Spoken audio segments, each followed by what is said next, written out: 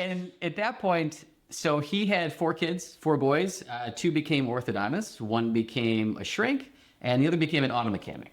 The docs, they worked with him to be able to learn the craft. All 3 of them worked together. The shrink, he stayed at home, raised 4 boys, and the auto mechanic was my dad. And he was really good with his hands. He knew how to take things apart. He loved how mechanically things worked. So he could take a Saab transmission, take it apart, and rebuild it with his eyes closed. And he ended up selling tools for Snap-on.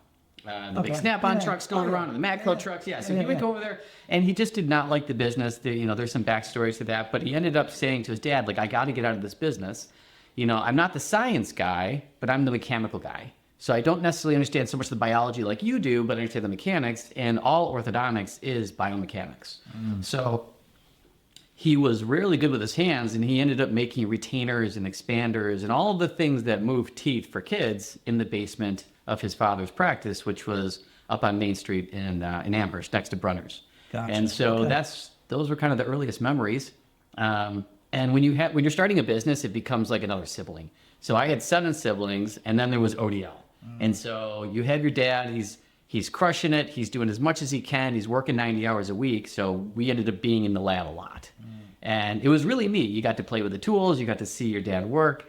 And eventually I got into the business because it's really all I knew.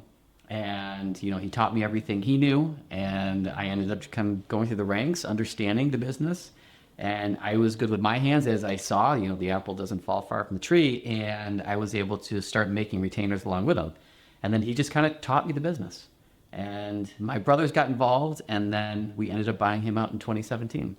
And then once that happened, we hit the pavement. We decided to grow the business, and that's been a crazy journey. So he was always pretty small during that time, about 10 employees. And then, and we were part of that. And when we wanted to really go at it is when we started to do some marketing. We started to really take it seriously, where it just wasn't a paycheck anymore. It's like, hey, let's do something with this legacy. And just ended up falling in love with it.